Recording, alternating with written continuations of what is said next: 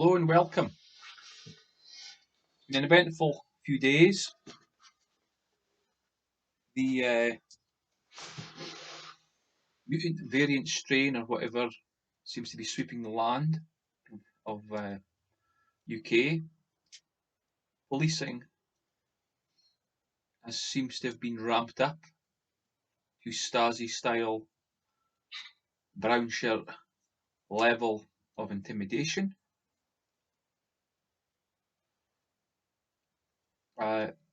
Restrictions have been put in all over the UK, travel, etc., work.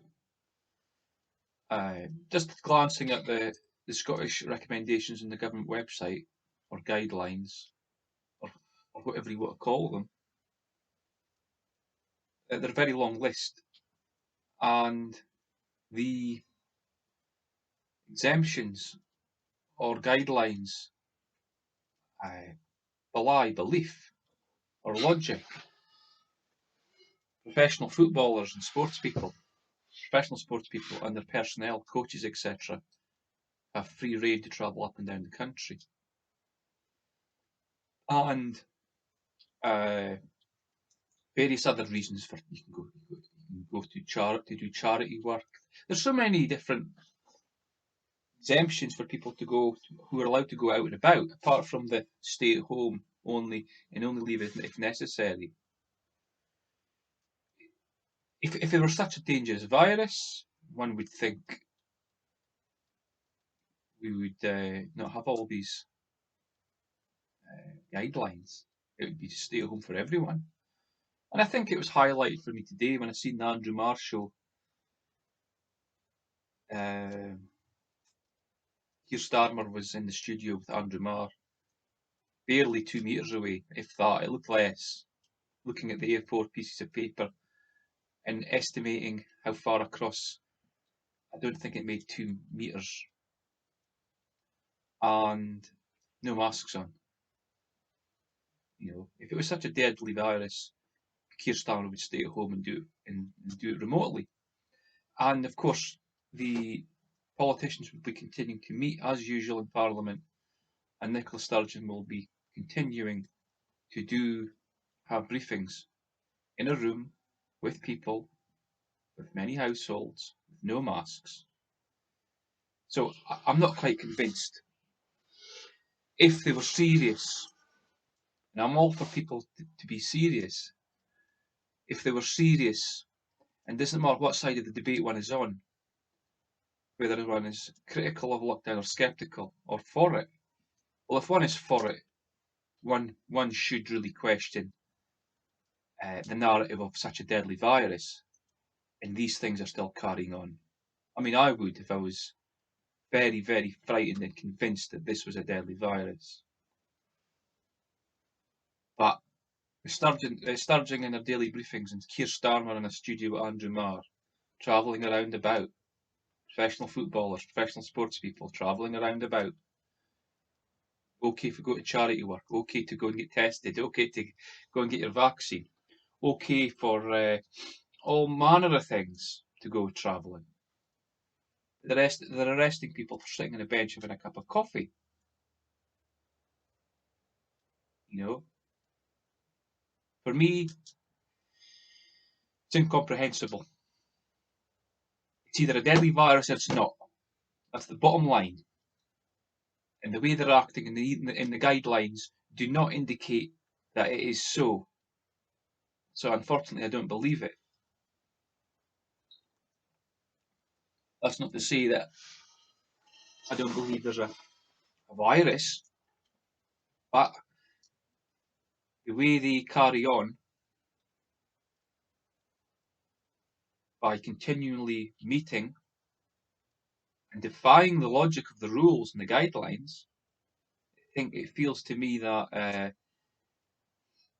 our leg is being pulled in a serious way. You know, and so I'm saying, so one is pro-lockdown. One would really question why Keir Starmer is sitting in that studio without a mask on as well. Why? So, I might do a video of the guidelines at some point. But I was reminded today of someone sent me a tweet, and it reminded me of Aldous Huxley's book, The Brave New World.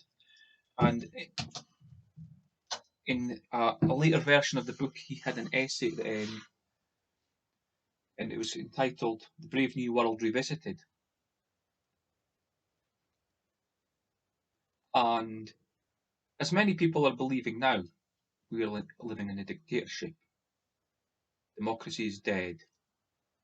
Totalitarian rules are being implemented left, right, and centre. Tech giants are censoring people. People are losing followers left, right, and centre on Twitter. And as I keep returning to this idea, we have to learn from history. If you look at history, we can see quite clearly what is happening now has parallels to the past. And as I like to say to people, in the past, tyrants and dictators have ruled people and abused people. What is to say this is not our time now?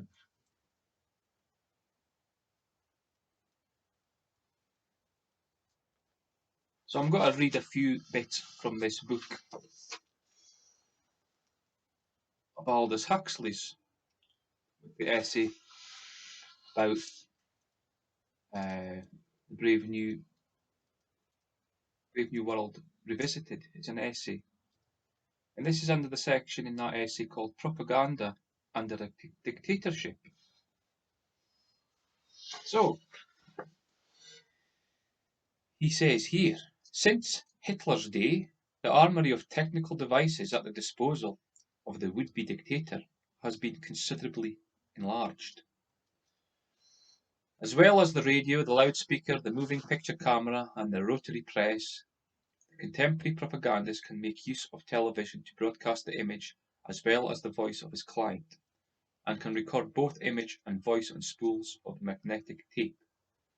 Thanks to technological progress, Big Brother can now be almost as omnipresent as God.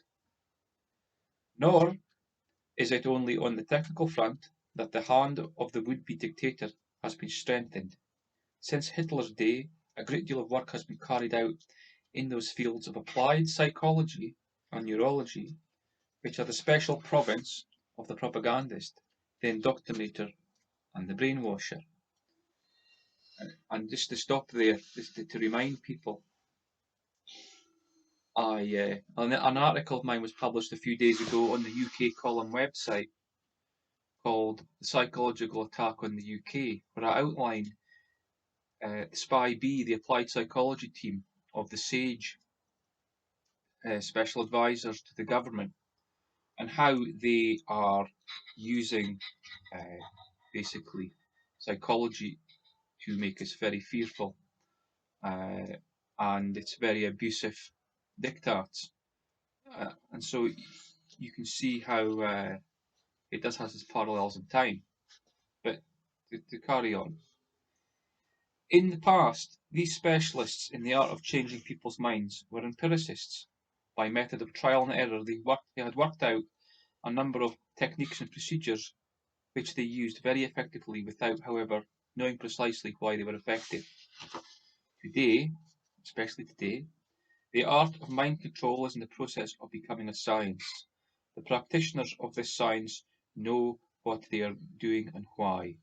They are guided in their work by theories and hypotheses, solidly established on a massive foundation of empirical, experimental evidence. Thanks to new insights and the new techniques made possible by these insights, the nightmare that was all but realised in Hitler's totalitarian system may soon be realisable.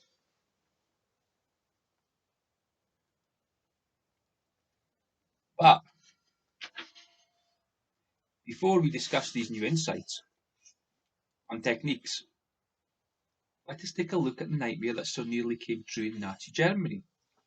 What were the methods used by Hitler and Goebbels for depriving 18 million people of independent thought and subjecting them to the will of one man? And what was the theory of human nature upon which those terrifyingly successful methods were based? These questions can be answered for the most part in Hitler's own words. And what remarkably clear and astute words they are. When he writes about such vast abstractions as race and history and providence, Hitler is strictly unreadable. But when he writes about German masses and the methods he used for dominating and directing them, his style changes. Nonsense gives place to sense, bombast to hard-boiled and cynical lucidity. In his philosophical lubrications, Hitler was either cloudily daydreaming or reproducing other people's half-baked notions. In his comments on crowds and propaganda, he was writing of things he knew by first-hand experience. In the words of his ablest biographer, Mr. Alan Bullock, Hitler was the greatest demagogue in history. Those who are only a demagogue fail to appreciate the nature of political power in an age of mass politics, and he himself said, "To be a leader means to be able to move the masses." Hitler's aim was first to move the masses and then having pried them loose from their traditional loyalties and moralities, to impose upon them, with the hypnotized consent of the majority, a new authoritarian order of his own devising. And he goes on.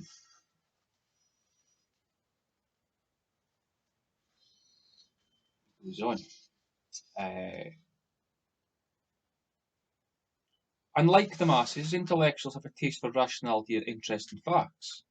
Their critical habit of mind makes them resistant to the kind of propaganda that works so well in the majority.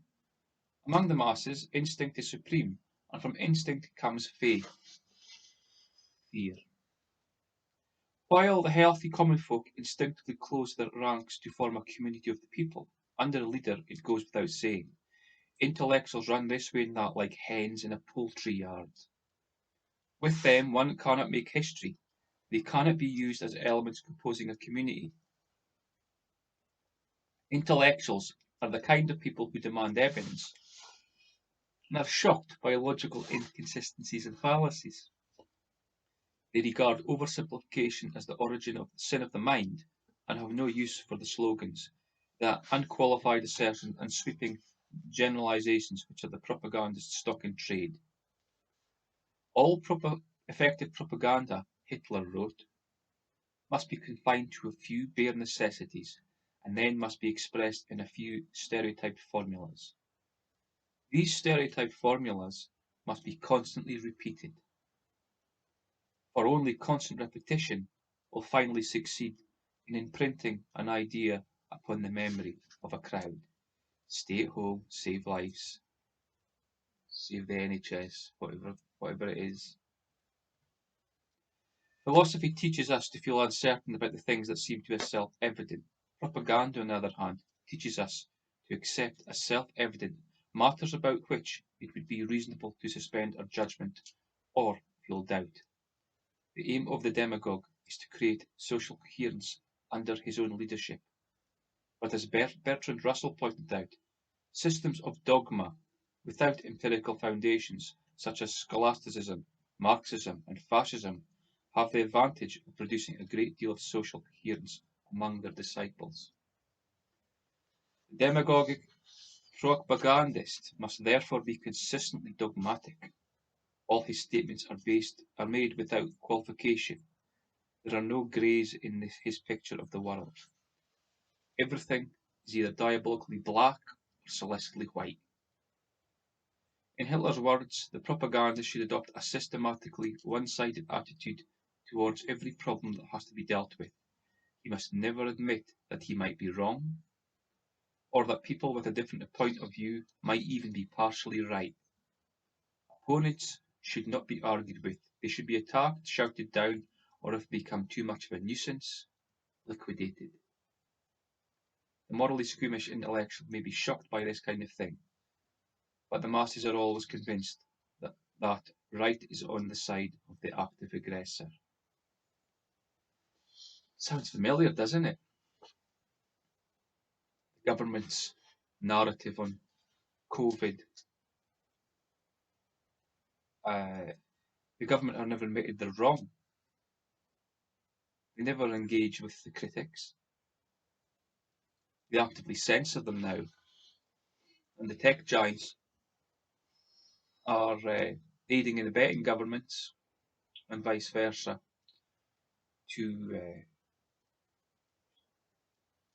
ridicule, ignore, censor people who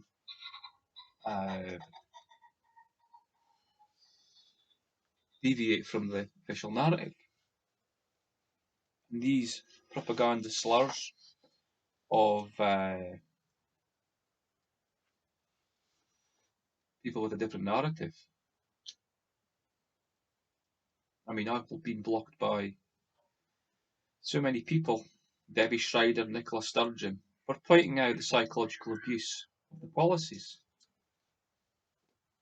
Why would they block someone for pointing out harm that's going on in the community from a psychological perspective? Debbie Schreider's meant to be a public health advisor. She seems to be complicit in policies which are harming people psychologically in this country. It goes beyond being unethical, I think.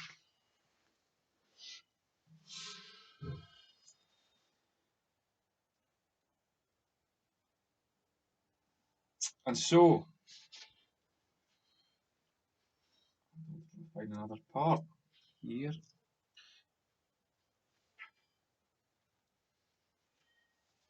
Of course, there's a lot of fear in the schools, and the teachers' unions are creating a huge fuss about getting the schools closed, and it's worked, even though statistically speaking, the demographics show quite clearly the children and teachers, people of teacher age, are not harm of any serious consequences. The probability is minuscule. And here is a very interesting piece. For a would-be dictator, the moral of all this is plain. Under proper conditions, hypnopedia is a kind of brainwashing technique.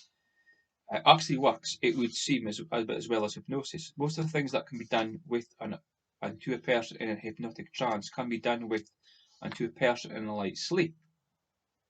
Verbal suggestions can be passed through somnolent context of the midbrain and brainstem and autonomic nervous system. If these suggestions are well conceived and frequently repeated, the bodily functions of the sleeper can be improved or interfered with.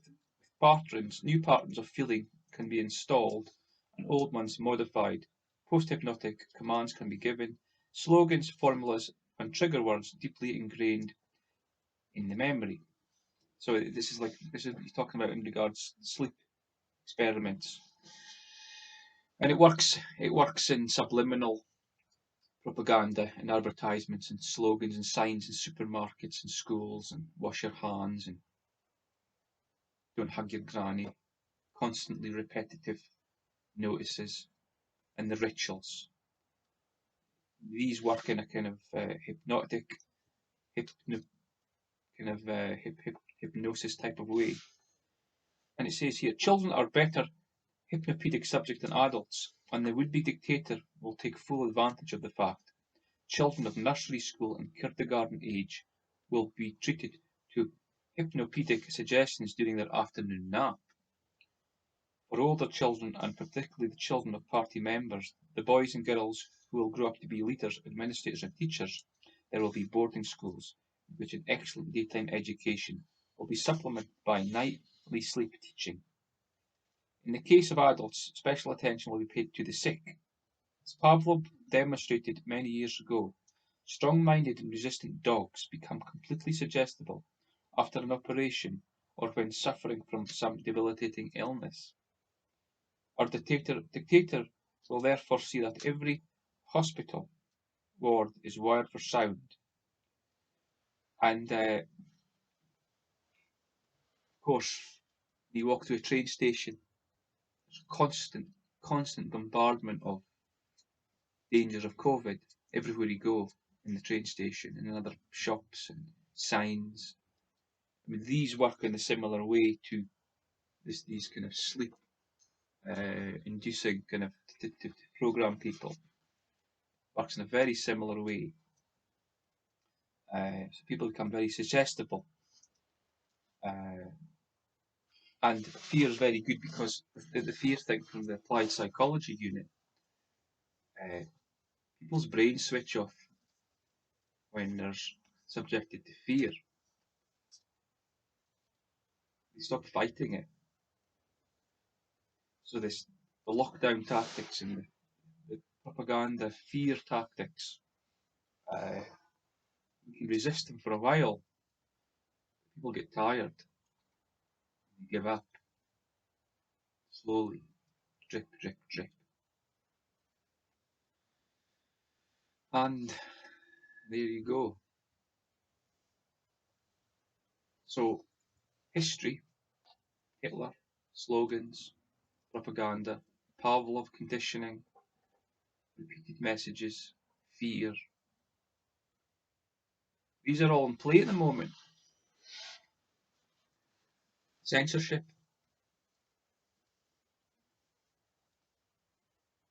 What more could be said?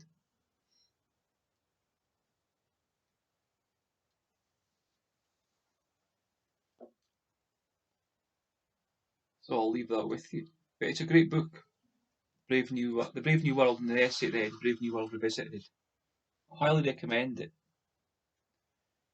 It gives you an insight into what's going on. Of course, if you watch the BBC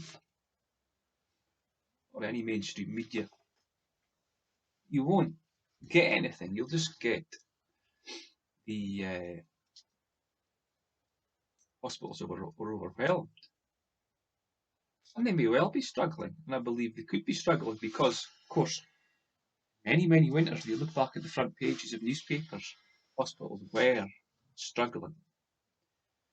And they're struggling as well at the moment for something that's not really discussed, is because they're short-staffed. And they often have been short-staffed in previous years as well. But because of the track and trace system, so many people are having to stay off work for having been identified as being near a person with COVID-19. And so they're having to self-isolate, which is adding to the burden of short-staffed hospitals.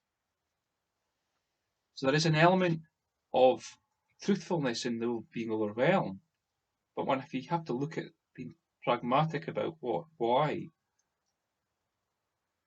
I mean, the NHS has been underfunded for many years, but they've been struggling for many years, especially in seasons winter seasons when there's been viruses and flus, etc. And they've been very overwhelmed. So this is not new, and it certainly doesn't dismiss the fact that there might be a virus. But to lock down society, to lock down healthy people, to lock down the economy, that's a different matter. And we're into dictatorship lands then. So, till next time, take care.